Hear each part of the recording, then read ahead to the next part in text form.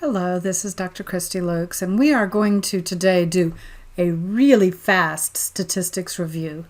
You took a statistics course, so I'm not going to go over the details, just kind of brush up some, bring some things back to the forefront of your mind.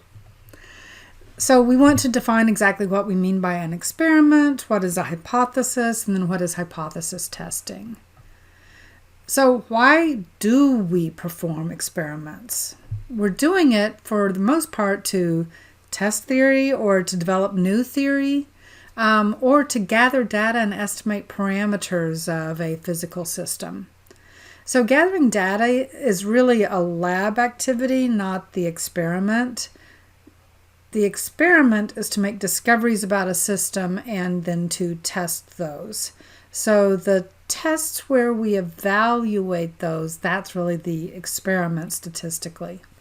So the quality of the experiment depends on what our plan is for controlling the things that we can control, minimizing the things we cannot control, and then measuring the response to those. We're going to talk more about that when we talk about experimental design, but that's really the key there. So what we want to do now is talk about how we analyze the data to turn our lab into an experiment. So we are going to need a statement of our hypothesis testing to get started. So the most common null hypothesis would be that the mean of our sample is equal to the mean of some other sample. Maybe we repeat things or to whatever is theoretically known. And then our alternative to that would be that the mean is not equal. Okay, and so we're going to gather all our data. We're going to calculate the x1s and the x2s, and the average of those will estimate our mu1 and mu2. And then what we want to do is we want to compare the two. Now, we're going to come back and say these are the same or these are not the same. There are two ways I can go wrong. Okay, a type 1 error says that I'm rejecting the null hypothesis, but it was true. Okay. A type 2 error is I'm rejecting the null hypothesis, or I'm not rejecting the null hypothesis, and it was false. Okay? So both of these are going to be a problem. Okay? Generally what we do is we're going to specify a value of alpha, a significance level. Okay? Usually we go for 0.05. That's kind of where we want to operate. And then we're going to design test procedures. Well, we're going to test for type 1 error, and we're going to design procedures to make sure that we don't accidentally have a type 2 error. Okay?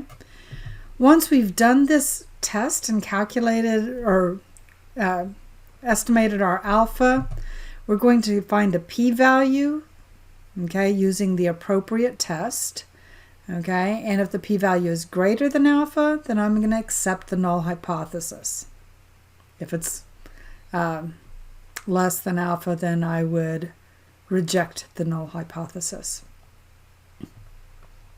So there are lots of different things that might happen. So depending on the hypothesis statement I start with, then I end up needing to do different things. So first, let's talk about different hypotheses.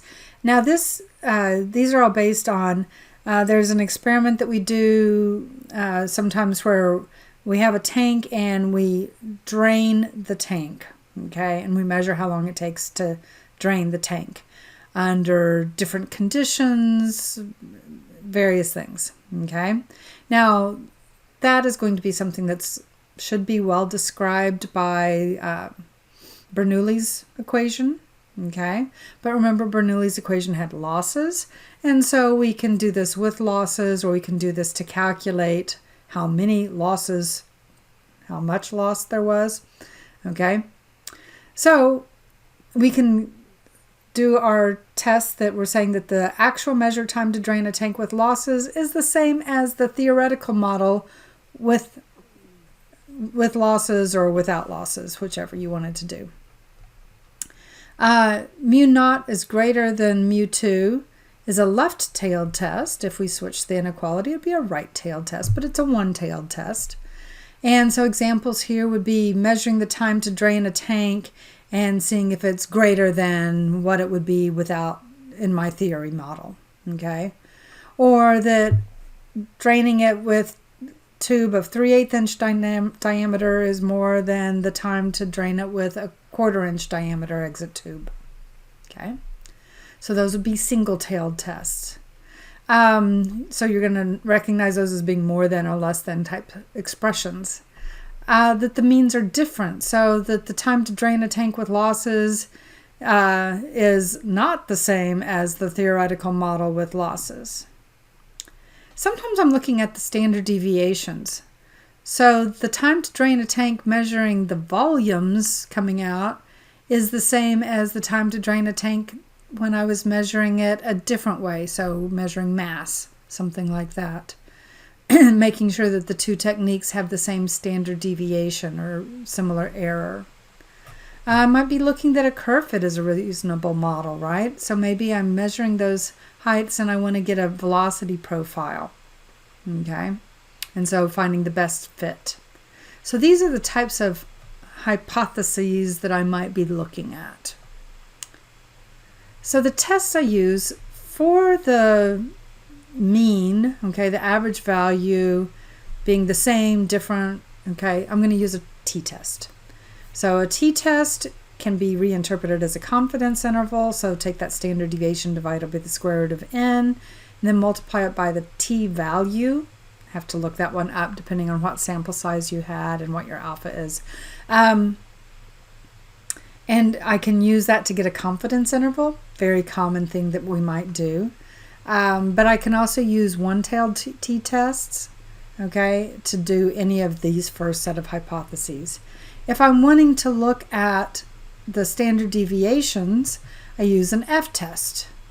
Now, if the sigma 2 is a known value, okay, that I absolutely know what it should be ideally, then it's going to be a chi-square test. But if it's comparing to another experiment, then I'm going to use an f-test.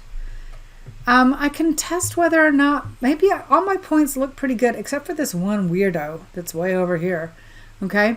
I can use a q-test to determine whether or not I have an outlier in my data set. And then linear regression is going to be what we use for those curve fits. So I mostly do this stuff in Excel. It is not the best tool for this. Going to tell you straight up right now, not the best tool. But if you're going to use Excel, because our data sometimes is already exported to Excel, so use that. On the data tab at the top of Excel, find the analysis group and then click data analysis. If you don't see that, then you're going to need to go to the home button and add in the analysis tool pack.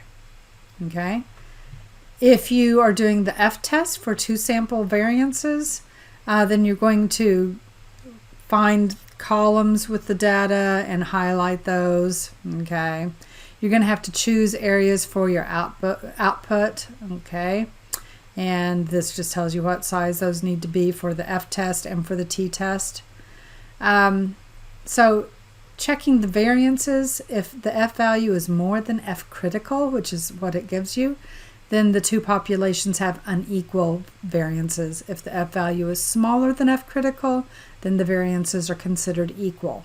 You need that because you need that for the t-test. So in the data analysis, you're going to go to the t-test, again, going through, all the menu items in there. You're going to do this setup the same way as you did for the f-test, but the output's going to be a little bit larger, 3 columns by 12 rows. And the hypothesized mean difference, set it as 0, or if you have a known value, then set it as whatever that would be. If it's a two-tailed test, then the statistical t is between the net plus and minus negative t critical. In that case, you're going to accept the null hypothesis, and if not, you're going to reject it. Now, you also probably learned how to do ANOVA. So this is basically a t-test, but for 3 or more populations. Okay, you can do a one-way ANOVA or a two-way ANOVA. Again, we can do this in Excel. These are the instructions for doing it. If F is greater than F critical, you're going to reject the null hypothesis, which means the three populations are not all equal to each other. It does not tell you where the difference is. It just tells you that they're not the same. Okay? If you get this case here where the populations are not all equal, then you need to go back and use the t-test on the various pairs to test each one pair. Linear regression, you are basically looking at residuals. So it's the data value minus the fit value. And our measures for goodness of fit are the sum of square errors due to the error, the sum of squares due to the error, the r-squared value, adjusted r-square, and the root mean squared error. The one most of us, I think, use is the r-squared. Closer to 1 is going to be a better fit. Okay. But these others are looking at the actual, you can ask it to create a little plot of your residuals, and that can also give you a really good idea whether or not maybe you have an outlier and you want to use a q-test to test whether or not you should throw a point out. More on how to do the regression in Excel. I'm not going to take our time with this. Now, there are better tools, okay? You probably learned how to do one or the other of these in your statistics class, okay? R is the most popular in industry because it's free, and it is closely related to Python. So if you know Python, you're going to be able to handle R very well. JMP is a paid package. It's an excellent quality package, probably what you used in your statistics course, okay? I'm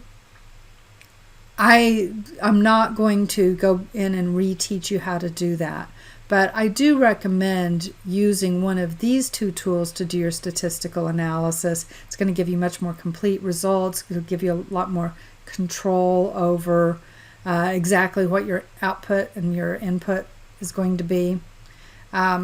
Anyway, so I'm just going to leave that there. So this was your very, very quick review, your 12-minute review of everything you need to know about statistics for lab, maybe.